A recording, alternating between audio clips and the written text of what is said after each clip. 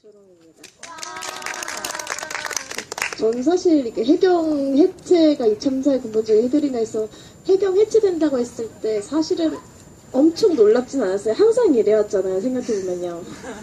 뭐 옛날부터 이제 돌아간다면은 옛날에 종이 출판 그 만화 있잖아요. 그게 뭐 청소년들 그거 안 좋다 그랬어요. 그래서 완전히 확 죽여서 지금 출판 웹툰 말고 그 출판 만화 시장이 다 죽었다고 알고 있어요. 그리고 게임도 그렇잖아요. 애들 청소년들이 이제 게임 문제 되니까 그러면 게임을 우리가 없애자, 뭐 출판제를 하자 이래서 또 그렇게 됐고, 예전에 그때 또 그 리조트에서 참사 한 번 있었잖아요. 그 안타까운 사고 있었을 때도 OT를 가서 그 문제가 생겼으니까 그럼 OT를 없애자 이제 그랬고, 이번에도 수학여행 가서 문제가 생겼으니까 그럼 수학여행을 또 없애자고 했고, 아 그러면 이제 또 그럼 저걸 원인이 됐던 뭐 해경이들 모두 없애겠구나 싶었는데 설마 진짜 저럴 줄 몰랐죠. 역시 대한민국 정부였습니다. 그래서 전 친구 중에서도 저거 시험을 준비하던 친구가 있었어요. 그래서 지금 멘붕 좀 멘탈이 좀 많이 약해졌는데, 절대 이거는 근본적인 해결이라고 볼 수는 없죠. 그러면 해경이 해체가 아니라 그 구조 자체를 아예 바꿔야 된다고 생각을 하거든요. 해경은 그러면 해체보다는 차라리 그 안전 수칙이랑 안전 그런 비상대책위원회 정말 이 일이 다시 생겼을 때는 그럼 어떤 식으로 해서 정말 체계적으로 구조를 이렇게 할 수 있는 방법 이런 거를 전 다시 짜야 된다고 생각을 합니다. 예전에 미국 허드슨강 그런 비행기 같은 경우에도 그럼 바로 그쪽으로 이제 그 지역 그쪽으로 다 넘어가서 바로 구조 작업이 이루어질 수 있도록 그렇게 시스템 자체가 정말 체계화가 돼 있는데, 이게 지금 전혀 안 돼 있고 지금 해경 해체만 해서 절대로 해결될 문제가 아니라고 저는 생각을 하기 때문에 좀 더 이거는 정부 쪽에서 고려를 해줬으면 좋겠다고 생각합니다. 사람한테 어떤 안 좋은 일이 하나 생기면은 누가 그랬던 것 같아요. 세 단계로 나눠진다고요. 첫 번째는 슬퍼하고, 이제 두 번째 단계가 분노를 하고, 이제 세 번째가 체념이라고 했었던 것 같아요. 근데 지금 우리는 이제 슬픔의 단계를 넘어서 이제 사람들이 이제 분노의 단계로 다들 가고 있잖아요. 근데 제가 제일 두려운 거는 세 번째 단계에서 정말 체념을 해버리거나 아니면 정말 아무것도 안 하고 그냥 이대로 가만히 있을까봐 저는 그게 제일 두려운 거예요. 정치적으로 몰고 가지 말라고 하는 말 자체도 정치적이라고 저는 생각을 하거든요. 다 같이 그러면은 이거는 어떻게 보면 이거는 순수하지 않은 건가 하는 그런 저는 생각도 되게 복잡했어요. 이 세월이 전체 사태를 보면서 아 진짜 좀 약간 현실적인 타격이 와야 된다고 해야 되나요?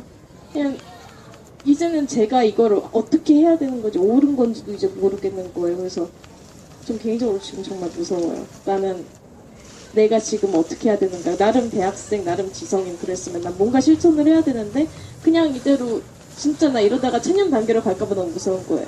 그러니까 분노라는 것도 한번 교수님이 한번 그러셨던 것 같아요. 너희 한번 제대로 한번 분노해 본 적 있냐. 우리는 지금 인스턴트식의 분노인 거예요. 그러니까 한번 화를 끌었다가 또 이제 월드컵도 있으면 또 이렇게 또 들어갔다가 다시 또 비슷한 사태 있으면 또 다시 이렇게 올라왔다가 순식간에 우리 또 꺼져버릴 거란 말이에요.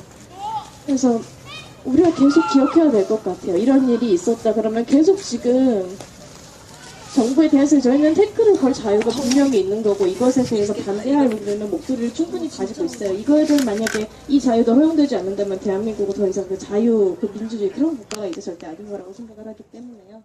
첫 번째 질문, 누가 책임져야 하는가에 사실은 이 사회 어른이라면 누구나 n분의 1의 책임을 저는 갖고 있다고 생각하고, 당연히 그 사람 중에 책임자가 당장 뭐 세월호가 침몰하기를 기다렸다는 건 아니겠지만, 당연히 그건 아니겠지만 그 사람은 책임자로서 비판을 받아야 하는 거잖아요. 책임자니까. 하지만 우리는 모두 n분의 1의 책임감을 갖고 있다 생각해요. 스스로도 그것 때문에 죄책감을 어느 정도 느끼고 있고, 근데 스스로가 나 혼자만 n분의 1을 한다면 대통령이나 정부는 자신의 n분의 1을 하고 있지 않은데 나 혼자 n분의 1을 한다면 이 일은 솔직히 바뀌지 않을 거라고 저는 생각을 해요.